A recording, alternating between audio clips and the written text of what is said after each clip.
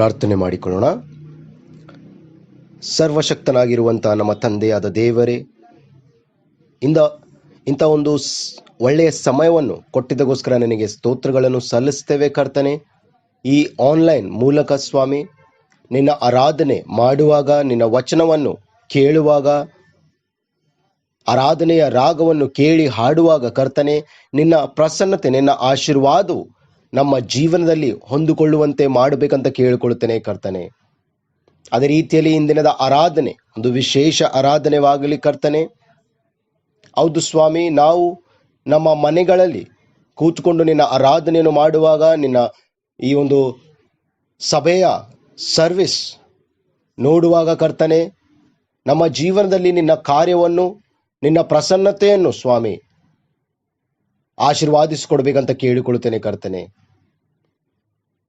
ಈ ನಮ್ಮ ಜೀವನಕ್ಕೆ ಕೂಡ ಸ್ವಾಮಿ ಈ ವಚನದ ಮೂಲಕ ಮಾತಾಡಿ ಕರ್ತನೆ, ನಮ್ಮ ಜೀವನದಲ್ಲಿ ಹೊಸ ರೀತಿಯಿಂದ ಬದಲಾವಣೆಯನ್ನು ಕೊಡುವ ದೇವರು ನೀನಾಗಿರುತ್ತೆ ಅಂತ ನಂಬಿ ನಿನಗೆ ಧನ್ಯವಾದಗಳನ್ನು ಹೇಳುತ್ತೇವೆ ಸ್ವಾಮಿ.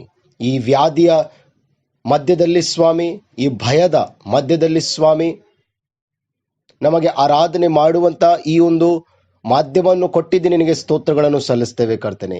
ಎಲ್ಲ ರೀತಿಯಿಂದ ಈ ಆರಾಧನೆಯನ್ನು ನಾವು ಮಾಡುವ ಪ್ರತಿಯೊಂದು ಕಾರ್ಯವನ್ನು ನಿನ್ನ ದಿವ್ಯ ಕೈಯಲ್ಲಿ ಒಪ್ಪಿಸಿ, ಮುಂದಿನ ಸಮಯ ನಿನ್ನ ದಿವ್ಯ ಕೈಯಲ್ಲಿ ಕೊಟ್ಟು ಈ ಪ್ರಾರ್ಥನೆ ನಮ್ಮ ಮುದ್ದಾದ ಯೇಸು ಕ್ರಿಸ್ತನ ನಾಮದಲ್ಲಿ ಬೇಡಿಕೊಳ್ಳುತ್ತೇನೆ ಸ್ವಾಮಿ, ಆಮೇನ್.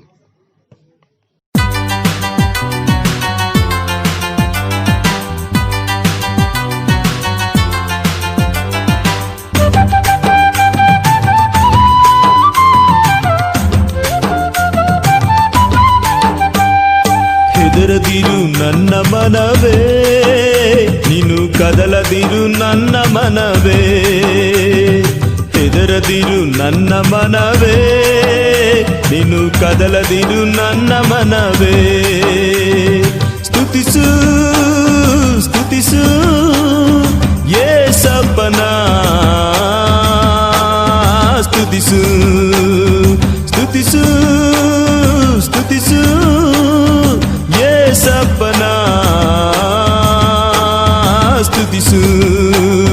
ಹೆದರದಿರು ನನ್ನ ಮನವೇ, ನೀನು ಕದಲದಿರು ನನ್ನ ಮನವೇ.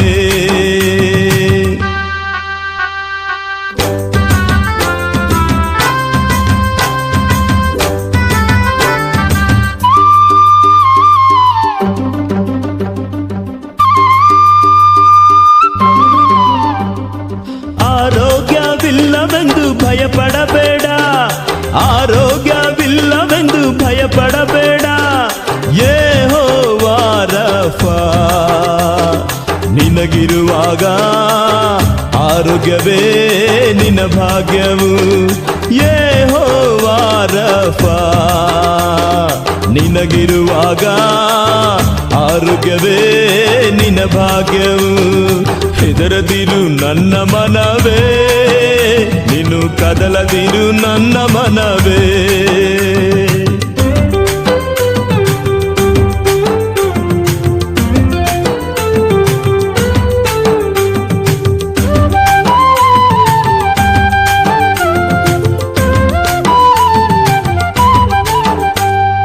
ಗತಿಯಾರು ಇಲ್ಲವೆಂದು ಚಿಂತಿಸಬೇಡ, ಗತಿಯಾರು ಇಲ್ಲವೆಂದು ಚಿಂತಿಸಬೇಡ. ಯೆಹೋವಾ ಇದೆ, ನಿನಗಿರುವಾಗ ಜೊತೆ ಇದ್ದು ಕಾಪಾಡುವ. ಯೆಹೋವಾ ಇದೆ, ನಿನಗಿರುವಾಗ ಜೊತೆ ಇದ್ದು ಕಾಪಾಡುವ. ಹೆದರದಿರು ನನ್ನ ಮನವೇ, ನೀನು ಕದಲದಿರು ನನ್ನ ಮನವೇ.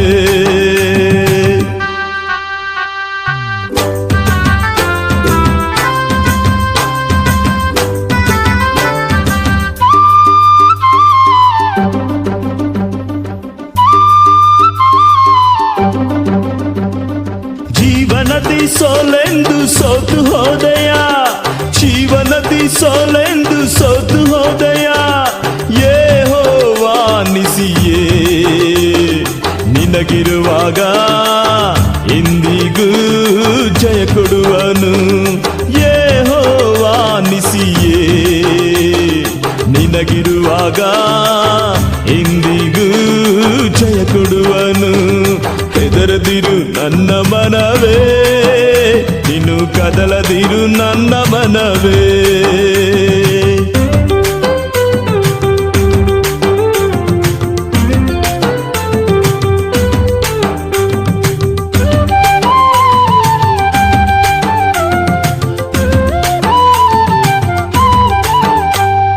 ಸಮಾಧಾನ ಇಲ್ಲವೆಂದು ಅಲೆಯುತ್ತಿರುವೆಯ, ಸಮಾಧಾನ ಇಲ್ಲವೆಂದು ಅಲೆಯುತ್ತಿರುವೆಯ. ಯೆಹೋವಾ ಸಾಲೋ, ನಿನಗಿರುವಾಗ ಸಮಾಧಾನದಿ ನಿನ್ನ ನಡೆಸುವ. ಯೆಹೋವಾ ಸಾಲೋ, ನಿನಗಿರುವಾಗ ಸಮಾಧಾನದಿ ನಿನ್ನ ನಡೆಸುವ. ಹೆದರದಿರು ನನ್ನ ಮನವೇ, ನೀನು ಕದಲದಿರು ನನ್ನ ಮನವೇ. ಹೆದರದಿರು ನನ್ನ ಮನವೇ, ನೀನು ಕದಲದಿರು ನನ್ನ ಮನವೇ. ಸ್ತುತಿಸು ಸ್ತುತಿಸು ಯೇಸಪ್ಪನ, ಸ್ತುತಿಸು ಸ್ತುತಿಸು ಸ್ತುತಿಸು ಯೇಸಪ್ಪನ, ಸ್ತುತಿಸು. ಹೆದರದಿರು ನನ್ನ ಮನವೇ, ನೀನು ಕದಲದಿರು ನನ್ನ ಮನವೇ. ಹೆದರದಿರು ನನ್ನ ಮನವೇ, ನೀನು ಕದಲದಿರು ನನ್ನ ಮನವೇ.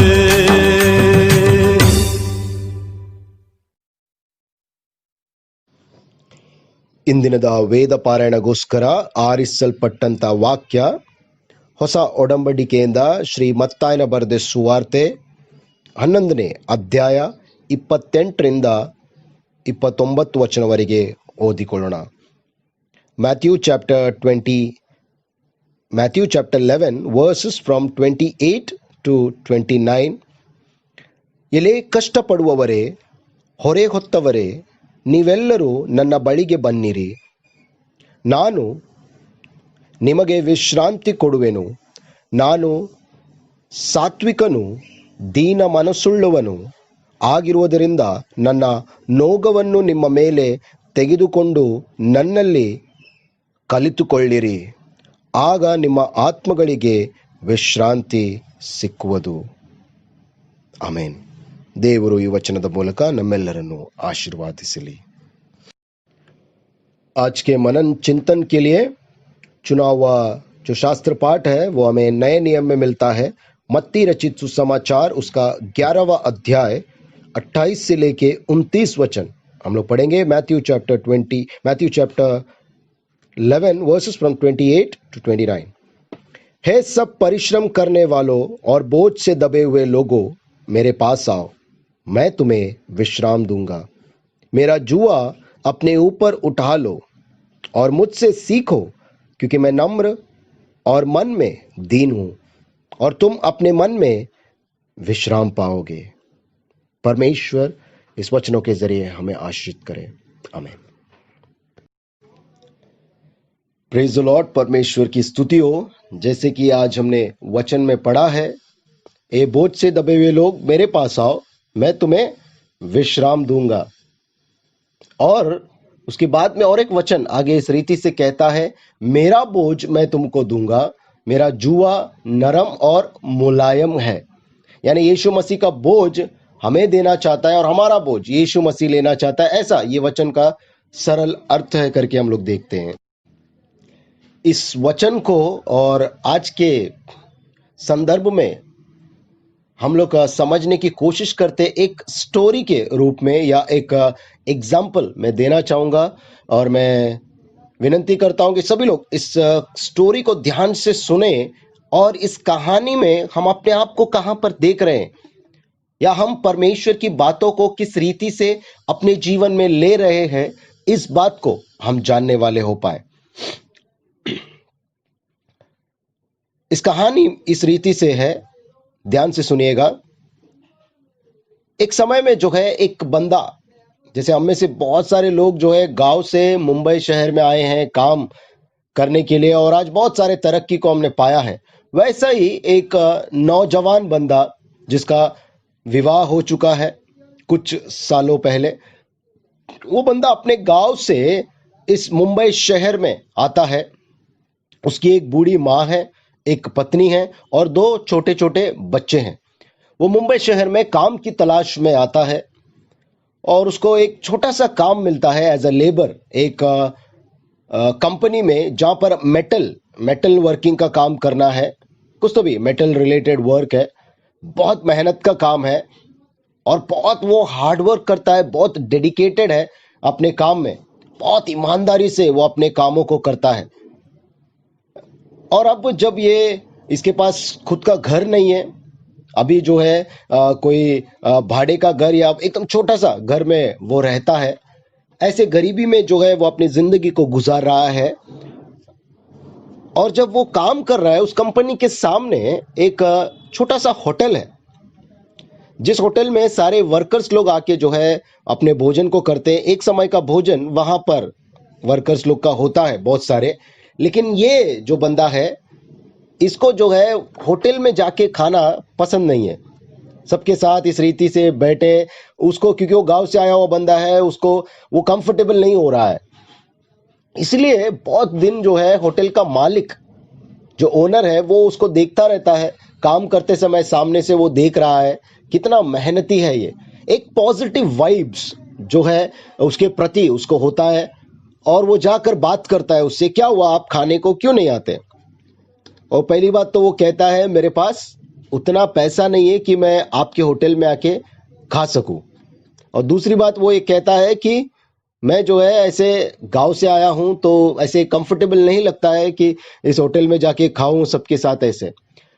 तो वो मालिक जो है उससे अच्छे रीति से बात करता है, पहले वो इम्प्रेस्ड है उससे। मालिक उसको कहता है कोई बात नहीं है, मैं अपने होटल से टिफिन खाना जो है थाली जो है आपके पास भेजा करूंगा, आप यहाँ पर कहीं पर भी बैठ के जो है खा सकते हैं और आपको बहुत ही अच्छे रेट में मैं दूंगा मेरे पास, क्योंकि कम रेट का भी जो है थाली है या खाना है, इस रीति से कहता है। वो बहुत खुश हो जाता है कि ऐसा सहायता, ऐसा मदद मुझे मिला है और वो दोनों की बहुत ही अच्छी दोस्ती हो जाती है। और रोज जो है यहाँ से थाली जाता है, वो बंदा जो है अपने एक टाइम के खाने को उस कंपनी में करता है, इस होटल के खाने को जो है वो खाता है। और ऐसे रोज जो है मेल मिलाप होता है और ये ओनर और ये जो है बहुत ही अच्छे खास दोस्त बन जाते हैं। एक दूसरे के प्रति जो है बहुत स्नेह होता है, बहुत अच्छे रीति से इनका रिलेशन बढ़ते जाता है, बहुत अच्छे दोस्त बन जाते हैं। करीबन 4-5 साल ये लगातार चलता है और उसको जो थाली मिलती है वो 50 रुपए की थाली है, जो उसको कहा जाता है कि ये बहुत ही सस्ता थाली है, बहुत चीप है। और ये वो खुश हो जाता है कि चलो इतने में अगर मेरा खाना हो जाए तो बहुत ही अच्छा होगा, थोड़ा सा मैं पैसे बचा पाऊंगा, उससे वो बहुत खुश हो जाता है और ओनर जो है उसको खाना भेजना शुरू होता है। 5 सालों तक जो है ऐसे ही वो अपने खाने को खाता है, इस होटल के ओनर जो बेचता है वैसे, और अपना पैसा जो है रोज जो 50 रुपीज है, 50 रुपए जो है वो मालिक को दे देता है। ऐसे चलते चलते, लेकिन ये जितना हार्ड वर्किंग, जितना डेडिकेटिंग था, उसके कंपनी के मालिक को भी वो दिखता है उसका श्रम या उसका मेहनत। इसलिए जो है उसको एक छोटा सा प्रमोशन वो बॉस उसको देता है और एक थोड़ा सा बड़े पोस्ट पे वो पहुंच जाता है, जहां पर उसका सैलरी जो है बढ़ जाता है। और सैलरी बढ़ने के कारण उसका सेविंग्स बढ़ जाता है। और लेकिन इसका खाना वही कंटिन्यू है। करीब 2 साल के बाद जो है, 2 या 3 साल के बाद जो है, 7 या 8 साल हो जाते हैं, उसके बाद उतना उसका सेविंग हो जाता है, उसके बच्चे भी अब बड़े हो रहे हैं, खर्चे भी बढ़ रहे हैं, लेकिन फिर भी उसका सैलरी बढ़ने के कारण वो सेविंग करके जो है एक छोटा अपना खुद का घर बना लेता है। और वो आज के दिन घर को खरीद के बहुत खुश वो रहता है और वो चाहता है कि एक छोटा सा मैं पार्टी करूं अपने फैमिली के साथ, जो है एक स्पेशल खाने को खाऊं। रोज मैं 50 की थाली खाता था, आज मैं स्पेशल थाली खाऊंगा। और वो होटल में जाता है, वो बोलता है कि मुझे आज वो रोज वाला खाना नहीं, बल्कि मुझे इस होटल का अच्छा थाली दो, जो 120 रुपीज का एक थाली है। वो बोलता है मेरे को 50 का नहीं, वो 120 का जो थाली है वो थाली जो है मुझे पार्सल पैक करके जो है मुझे दो। मैं परिवार के साथ ये मोमेंट, ये जो मेरा तरक्की है, एंजॉय करना चाहता हूँ।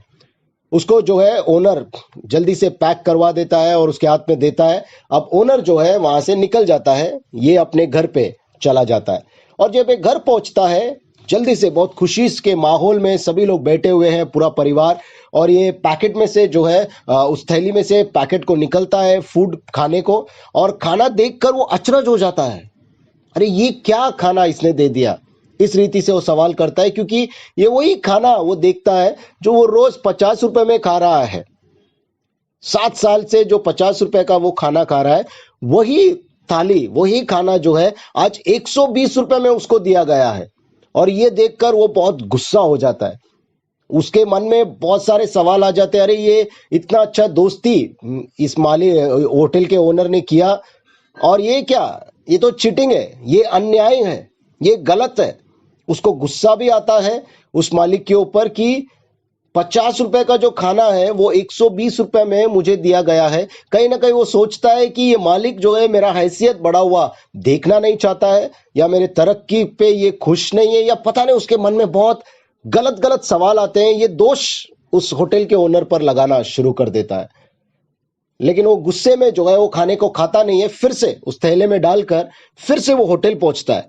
होटल पहुंचने के बाद वो खाने को उस टेबल पे रखता है, और वहां पर जो है वो ओनर नहीं है, वो ओनर घर चला गया है, अब बंद करने का समय है। तो कुछ स्टाफ, होटल के स्टाफ जो है वहां पर है, वहां पर काउंटर पे जाकर ये कहता है कि ये खाना मुझे दिया गया है 120 रुपए का, मैंने बोला, लेकिन मुझे 50 रुपए का ही खाना पार्सल दिया गया है, और ये 50 का खाना तो मैं रोज यहाँ पर खा रहा हूँ।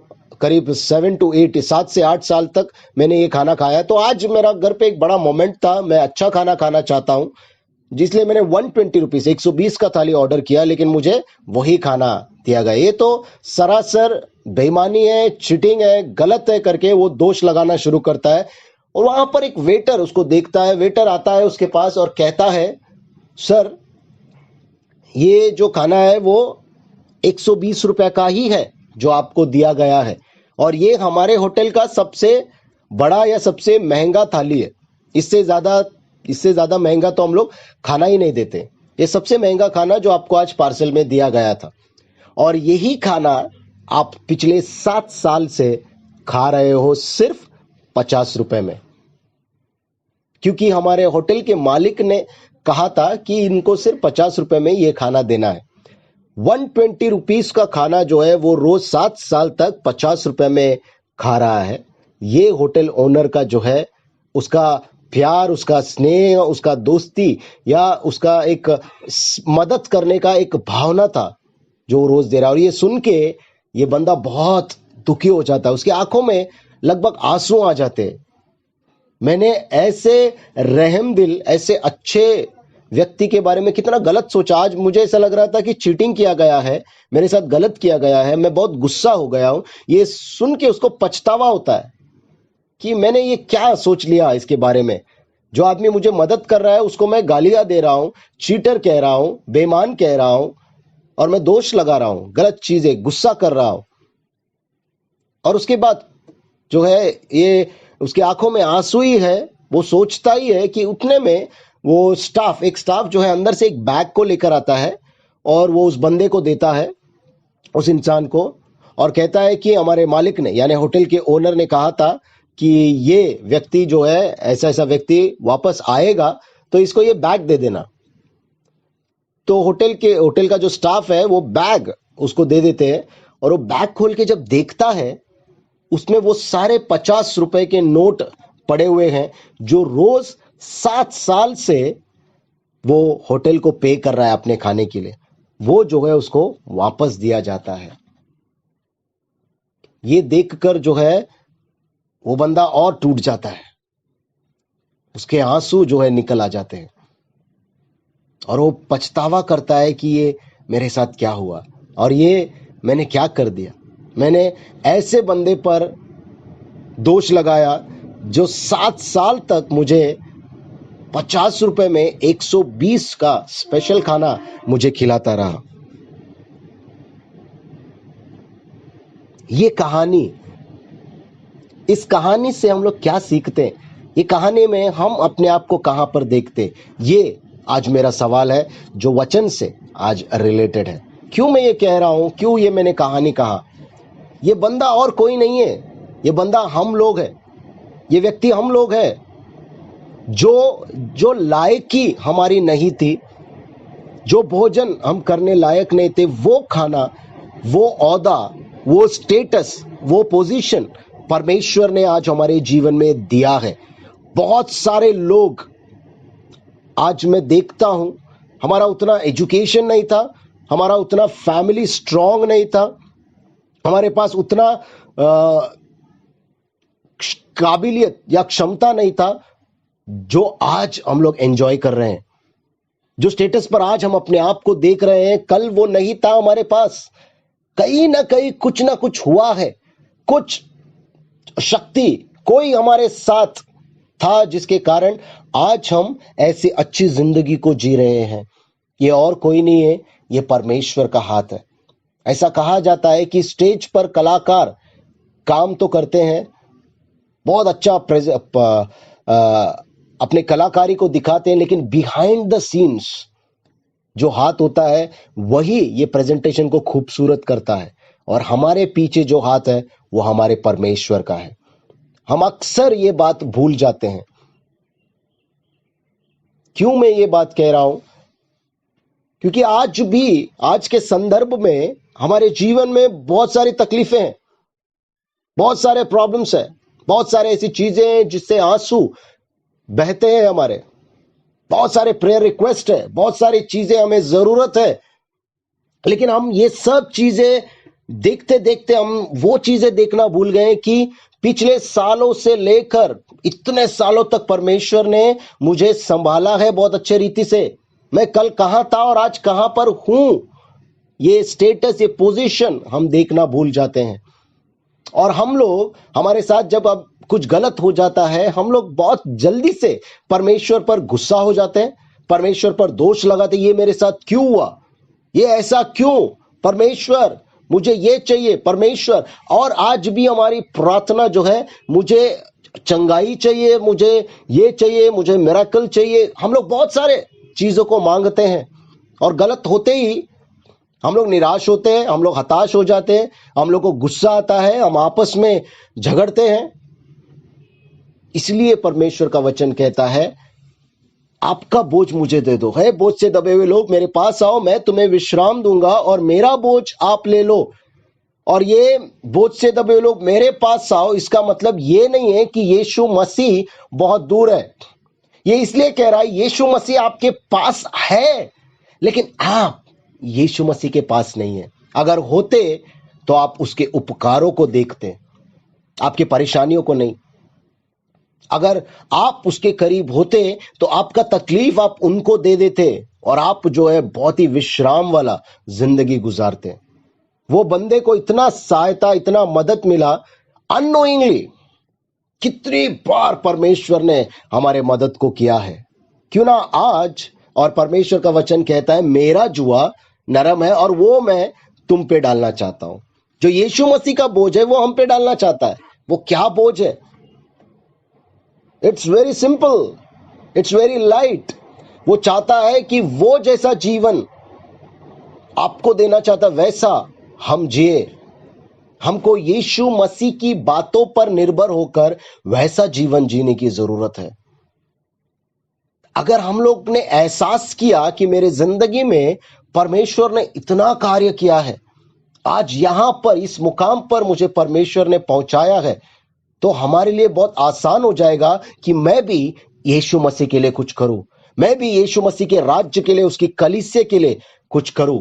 मेरा आपसे ये सवाल है कि आप, यीशु मसीह ने आपके जीवन में बहुत कार्य किए हैं, आप भले जानो नहीं जानो, पिछला जिंदगी पीछे मुड़कर आप जब देखेंगे, यीशु मसीह के बहुत सारे उपकार आपके ऊपर है। अननोइंगली, आप सोचे भी नहीं है, आप समझे भी नहीं है, इस रीति से यीशु मसीह का कार्य आपके जीवन में हुआ है। अगर आप वो एहसास करोगे तो आने वाला जिंदगी जो है, हम लोग बहुत दिल से ये कोशिश करेंगे कि परमेश्वर जो चाहता है वो मैं करके दिखाऊं, वैसी जिंदगी मैं जी के दिखाऊं। ऐसी पवित्रता मैं अपने जीवन में लूं, ऐसी बुराई मैं अपने जीवन से छोड़ दूं। अगर थोड़ा सा भी एहसास हमको है कि यीशु मसीह ने मेरे जीवन में कार्य किया है, तो आज से हम ये निर्णय ले कि मैं यीशु मसीह के कार्य को आगे पहुंचाऊंगा। गलत चीजों में फंसकर अपनी जिंदगी को नष्ट नहीं करूंगा। खुदगर्जी, सेल्फिशनेस, या मैं अपने आप को ऊपर देखना चाहता हूं, मैं अपने आप को सरस देखना चाहता हूं, ये सारी बातों को हटाकर यीशु मसीह की तरह बनकर यीशु मसीह जैसा कहते हैं उसके बोझ को लेकर जो है उसके कार्य को मैं आगे बढ़ाऊंगा। ये निर्णय हमको लेना है, और ये निर्णय लेना बहुत ही आसान है उन लोगों के लिए जिन्होंने एहसास किया कि यीशु मसीह का कार्य मेरे जीवन में बहुत ज्यादा है। आज हम लोग जिंदा रहकर, आज हम लोग इस सर्विस को, इस मैसेज को सुन रहे हैं घर में बैठकर, ये भी एक बहुत बड़ा आशीष है। बहुत सारे लोगों ने अपने जान को खो दिया, बहुत सारे लोग बीमार हैं, बहुत सारे लोगों का सैलरी चला गया, बहुत सारे लोग का कम हुआ, बहुत सारे लोगों का जॉब गया।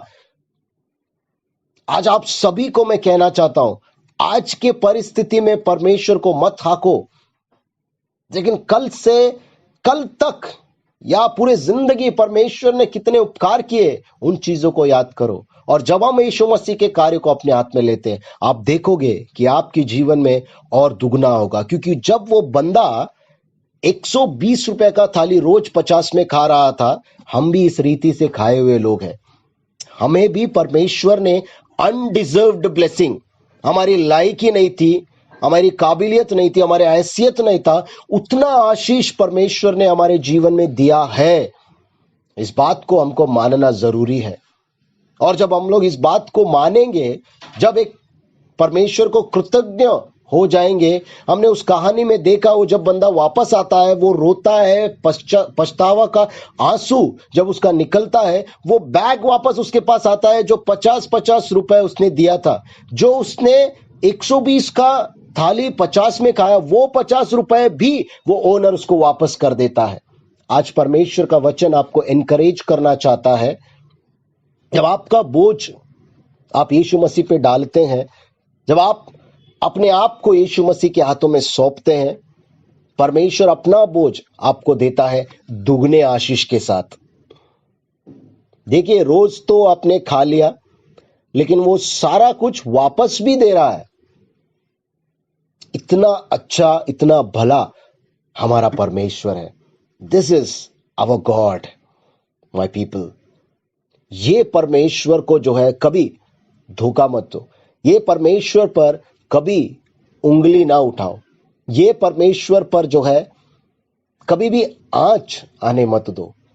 लोग कहते हैं कि ये क्रिश्चियन है, ये कैसा क्रिश्चियन है, ये क्या गलत काम कर रहे हैं।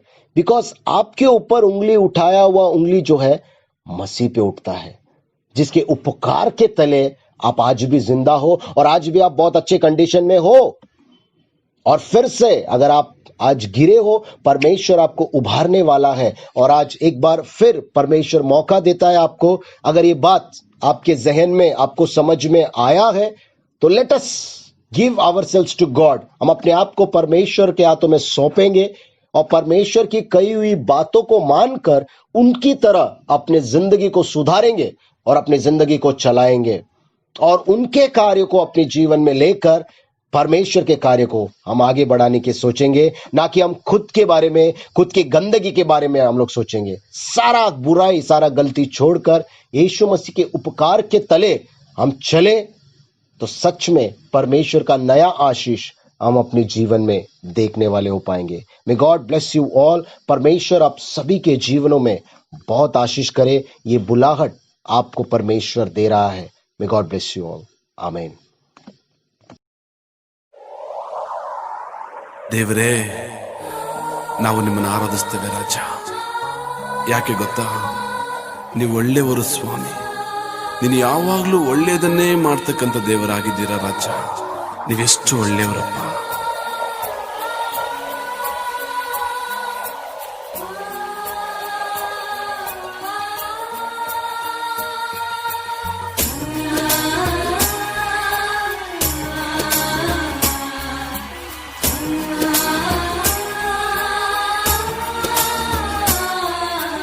ನೀವೆಷ್ಟು ನೀವೆಷ್ಟು ಒಳ್ಳೆಯವ್ರಪ್ಪ,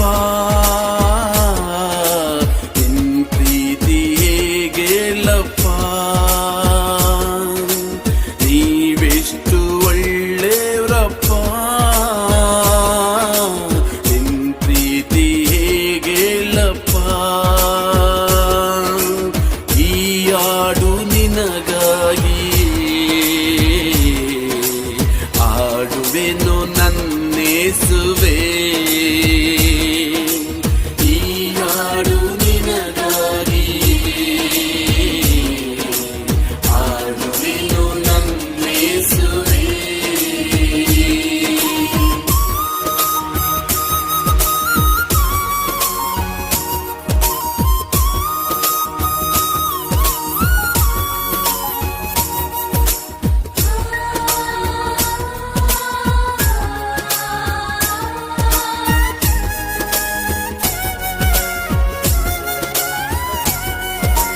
ನನ್ನ ಒಳ್ಳೆ ಪಾಲು ನೀಯೇಸಯ್ಯ, ನಿನಗಿಂತ ದೇವರು ಬೇರಿಲ್ಲಯ್ಯ. ನನ್ನ ಒಳ್ಳೆ ಪಾಲು ನೀಯೇಸಯ್ಯ, ನಿನಗಿಂತ ದೇವರು ಬೇರಿಲ್ಲಯ್ಯ. ನಿನ್ನ ಪಾದಕ್ಕೆ ಮುದ್ದಿಡುವೆ, ನಿನ್ನನ್ನೇ ಪ್ರೀತಿಸುವೆ, ನಿನ್ನ ಪಾದಕ್ಕೆ ಮುದ್ದಿಡುವೆ, ನಿನ್ನನ್ನೇ ಪ್ರೀತಿಸುವೆ. ಜೀವನವೆಲ್ಲ ನಿನಗಾಗಿ ಆಡಿ ಹೊಗಳುವೆ, ನನ್ನ ಜೀವನವೆಲ್ಲ ನಿನಗಾಗಿ ಆಡಿ ಹೊಗಳುವೆ. ನೀವೆಷ್ಟು ಒಳ್ಳೆಯವರಪ್ಪ, ನಿನ್ ಪ್ರೀತಿ ಹೇಗೆಲ್ಲಪ್ಪ.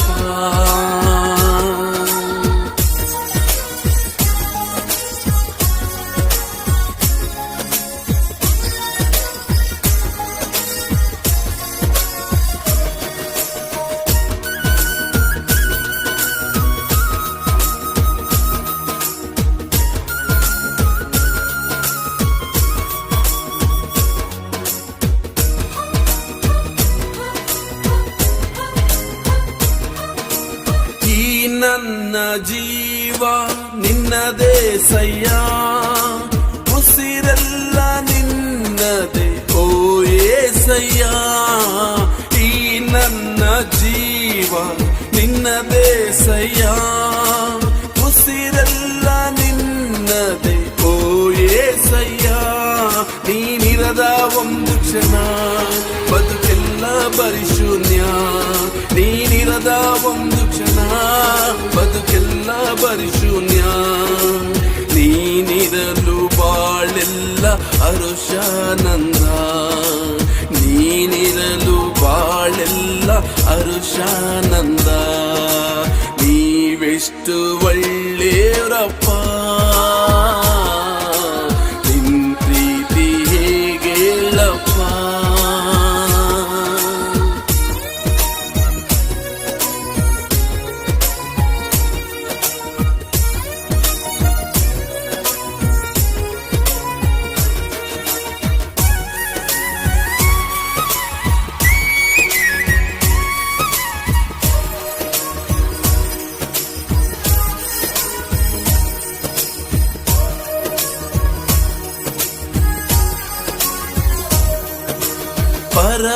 ಪರಲೋಕವೆಲ್ಲ ನಿನ್ನದೇ ಸಯ್ಯ, ನಾನು ಕೂಡ ಅಲ್ಲಿಗೆ ಬರುವೇನಯ್ಯ. ಪರಲೋಕವೆಲ್ಲ ನಿನ್ನದೇ ಸಯ್ಯ, ನಾನು ಕೂಡ ಅಲ್ಲಿಗೆ ಬರುವೇನಯ್ಯ. ನೀ ಬೇಗನೆ ಬರಲಿರುವೆ, ಕೈ ಹಿಡಿದು ಕರೆದೊಯ್ಯುವೆ. ನೀ ಬೇಗನೆ ಬರಲಿರುವೆ, ಕೈ ಹಿಡಿದು ಕರೆದೊಯ್ಯುವೆ. ಶಾಶ್ವತ ಸ್ಥಾನದಿ ನನ್ನನ್ನು ನೀನೇ ನಿಲ್ಲಿಸುವೆ, ಶಾಶ್ವತ ಸ್ಥಾನದಿ ನನ್ನನ್ನು ನೀನೇ ನಿಲ್ಲಿಸುವೆ. ನೀವೆಷ್ಟು ಒಳ್ಳೆಯವರಪ್ಪ, ನಿನ್ ಪ್ರೀತಿ ಹೇಗೆಲ್ಲಪ್ಪ. ನೀವೆಷ್ಟು ಒಳ್ಳೆಯವರಪ್ಪ, ನಿನ್ ಪ್ರೀತಿ ಹೇಗೆಲ್ಲಪ್ಪ.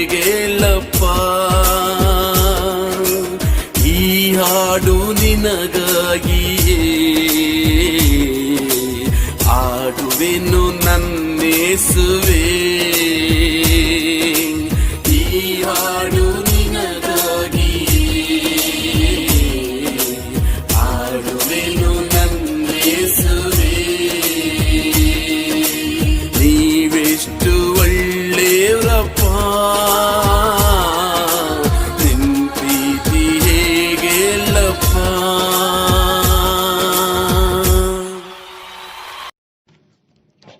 आइए हम लोग प्रार्थना करेंगे। प्रार्थना करने से पहले जो है एक अनाउंसमेंट है, ಒಂದು ಮದುವೆಯ ಪ್ರಕಟಣೆ।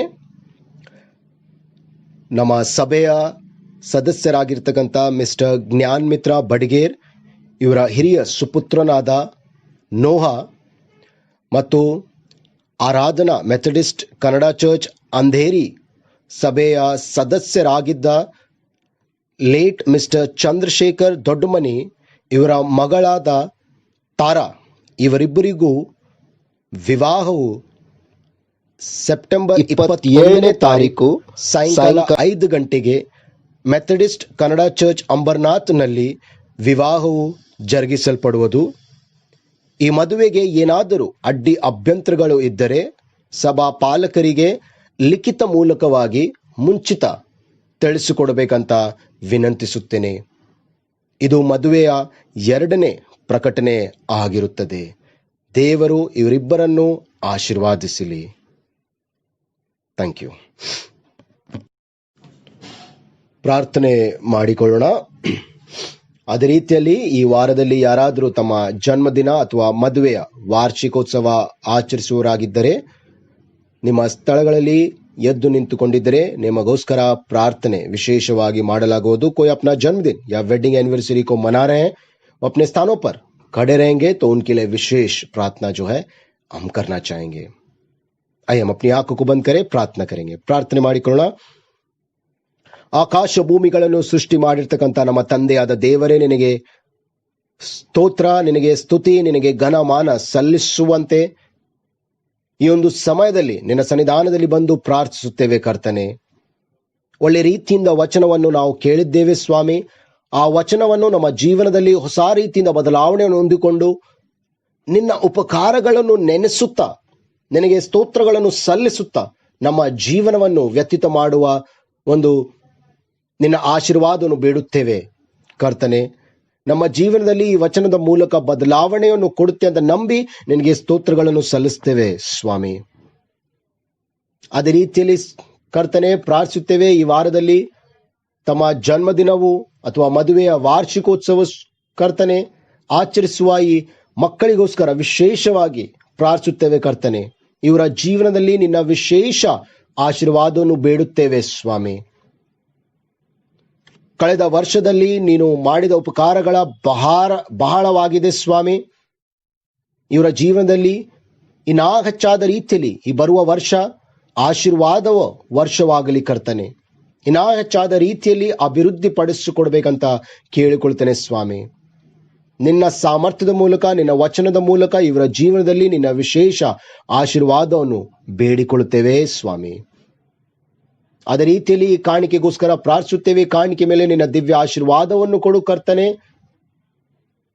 ನಿನ್ನ ಮೇಲೆ ವಿಶ್ವಾಸವನ್ನು ಇಟ್ಟು ಸ್ವಾಮಿ, ನಮ್ಮ ಕುಟುಂಬಗಳು, ನಮ್ಮ ಸಭೆಯು ಸ್ವಾಮಿ, ಎಲ್ಲಾ ವಿಶ್ವಾಸಿಗಳು ತಮ್ಮ ಮನೆಗಳಲ್ಲಿ ಸ್ವಾಮಿ ಕಾಣಿಕೆಯನ್ನು ಸ್ವಾಮಿ ಕೊಡುವಾಗ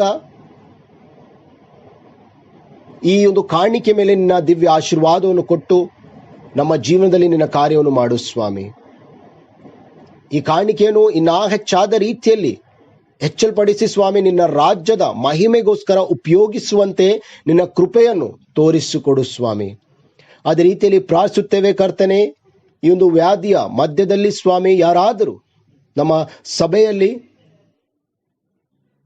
ಯಾರಾದರೂ ಸ್ವಾಮಿ ನಿರಾರೋಗ್ಯದಲ್ಲಿ ಇರುವಂತ ಸಮಯದಲ್ಲಿ ಅವರ ಜೀವನದಲ್ಲಿ ನಿನ್ನ ಆರೋಗ್ಯ, ನಿನ್ನ ಸ್ವಾಸ್ಥ್ಯವನ್ನು ಕೊಟ್ಟು ಆಶೀರ್ವಾದಿಸಿಕೊಡು ಕರ್ತನೆ. ಕಾಯಿಲೆಯಲ್ಲಿ ಇರುವಂತ ಪ್ರತಿಯೊಂದು ಕುಟುಂಬವನ್ನು ನಿನ್ನ ದಿವ್ಯ ಕೈಯಲ್ಲಿ ಸ್ವಾಮಿ ಸ್ಪರ್ಶಿಸಿ ನಿನ್ನ ಕಾರ್ಯ ಅವರ ಜೀವನದಲ್ಲಿ, ಮನೆಯಲ್ಲಿ ಮಾಡಬೇಕಂತ ಕೇಳಿಕೊಳ್ತೇನೆ ಸ್ವಾಮಿ. ಎಲ್ಲಾ ಹಿರಿಯರಿಗೋಸ್ಕರ ಪ್ರಾರ್ಥಿಸುತ್ತೇವೆ. ಅವರ ಜೀವನದಲ್ಲಿ ನಿನ್ನ ಕಾರ್ಯವನ್ನು ಮಾಡಿ ಅವರ ಶಾರೀರಿಕ ನೋವಿಂದ ಬಿಡುಗಡೆಯನ್ನು ಕೊಟ್ಟು ನಿನ್ನ ಆಶೀರ್ವಾದ, ನಿನ್ನ ಬಲವನ್ನು ತುಂಬಿಸಿಕೊಡು ಸ್ವಾಮಿ. ಎಲ್ಲ ಮೆಥಡಿಸ್ಟ್ ಮೆನ್ಗೋಸ್ಕರ ಪ್ರಾರ್ಥಿಸುತ್ತೇವೆ, WSS ಹೆಣ್ಮಕ್ಕಳಿಗೋಸ್ಕರ ಪ್ರಾರ್ಥಿಸುತ್ತೇವೆ ಕರ್ತನೆ. ಅವರ ಜೀವನದಲ್ಲಿ ನಿನ್ನ ಬಲ, ನಿನ್ನ ಸಾಮರ್ಥ್ಯವನ್ನು ಹೆಚ್ಚಾದ ರೀತಿಯಲ್ಲಿ ಕೊಡು ಕರ್ತನೆ. ನಮ್ಮ ಯೌನಸ್ಸ ಮಕ್ಕಳಿಗೋಸ್ಕರ ಪ್ರಾರ್ಥಿಸುತ್ತೇವೆ, ಸಂಡೇ ಸ್ಕೂಲ್ ಮಕ್ಕಳಿಗೋಸ್ಕರ, ಟೀಚರ್ಸ್ಗೋಸ್ಕರ ಪ್ರಾರ್ಥಿಸುತ್ತೇವೆ ಕರ್ತನೆ. ಅವರ ಜೀವನದಲ್ಲಿ ನಿನ್ನ ಜ್ಞಾನವನ್ನು ಕೊಟ್ಟು ನಿನ್ನ ಮಾರ್ಗದಲ್ಲಿ ಹೋಗುವಂತೆ ನಿನ್ನ ಆಶೀರ್ವಾದ, ನಿನ್ನ ಕರೆಯನ್ನು ಕೊಟ್ಟು ಆಶೀರ್ವಾದಿಸಿಕೊಡು ಕರ್ತನೆ. ಈ ಒಂದು ಆರಾಧನೆಯನ್ನು ಮಾಡುವ ದಿವ್ಯ ಸಮಯವನ್ನು ನೀಡಿದಗೋಸ್ಕರ ನಿನಗೆ ಸ್ತೋತ್ರಗಳನ್ನು ಸಲ್ಲಿಸ್ತೇವೆ. ಒಳ್ಳೆ ವಚನಗೋಸ್ಕರ ನಿನಗೆ ಸ್ತೋತ್ರಗಳನ್ನು ಕೊಡುತ್ತೇವೆ ಕರ್ತನೆ. ಮುಂದಿನ ಎಲ್ಲಾ ಸಮಯವನ್ನು, ನಮ್ಮೆಲ್ಲರ ಜೀವನವನ್ನು ಕರ್ತನೆ ನಿನ್ನ ದಿವ್ಯ ಕೈಲಿ ಒಪ್ಪಿಸಿ ಪ್ರಾರ್ಥನೆ ನಮ್ಮ ನಜರೇತಿನ ಯೇಸು ಕ್ರಿಸ್ತನ ನಾಮದಲ್ಲಿ ಬೇಡಿಕೊಳ್ಳುತ್ತೇನೆ ಸ್ವಾಮಿ, ಆಮೇನ್. ಪರಲೋಕದಲ್ಲಿ ಇರುವ ನಮ್ಮ ತಂದೆ, ನಿನ್ನ ನಾಮವು ಪರಿಶುದ್ಧವೆಂದು ಎನಿಸಲ್ಪಡಲಿ, ನಿನ್ನ ರಾಜ್ಯವು ಬರಲಿ, ನಿನ್ನ ಚಿತ್ತವು ಪರಲೋಕದಲ್ಲಿ ನೆರವೇರ ಪ್ರಕಾರ ಭೂಲೋಕದಲ್ಲಿಯೂ ನೆರವೇರಲಿ. ನಮಗೆ ಅನುದಿನದ ಆಹಾರವನ್ನು ಈ ಹೊತ್ತು ದಯಪಾಲಿಸಿಕೊಡು. ನಮಗೆ ತಪ್ಪು ಮಾಡಿದರೂ ನಾವು ಕ್ಷಮಿಸಿದಂತೆ ನಮ್ಮ ತಪ್ಪುಗಳನ್ನು ಕ್ಷಮಿಸು. ನಮ್ಮನ್ನು ಶೋಧನೆಯೊಳಗೆ ಸೇರಿಸಿದ ಕೇಡನ್ನು ತಪ್ಪಿಸು. ಯಾಕಂದ್ರೆ ರಾಜ್ಯವು, ಬಲವು, ಮಹಿಮೆ ಸದಾಕಾಲವೇ ನಿನ್ನದೇ ಸ್ವಾಮಿ, ಆಮೇನ್. ಈಗ ನಮ್ಮ ತಂದೆಯಾದ ದೇವರ ಪ್ರೀತಿಯು, ಮಗನಾದ ಯೇಸು ಕ್ರಿಸ್ತನ ಕೃಪೆಯು, ಸಹಾಯಕನಾದ ಪವಿತ್ರಾತ್ಮನ ಅನ್ಯೋನ್ಯ ಸಹವಾಸವು ಇಂದಿಗೂ ಎಂದೆಂದಿಗೂ ನಮ್ಮೆಲ್ಲರ ಮೇಲೆ ಸದಾಕಾಲ ನೆಲೆಗೊಂಡಿರಲಿ ಸ್ವಾಮಿ, ಆಮೇನ್, ಆಮೇನ್. ಎಲ್ಲರಿಗೂ ಜೈ Krist. God bless you all.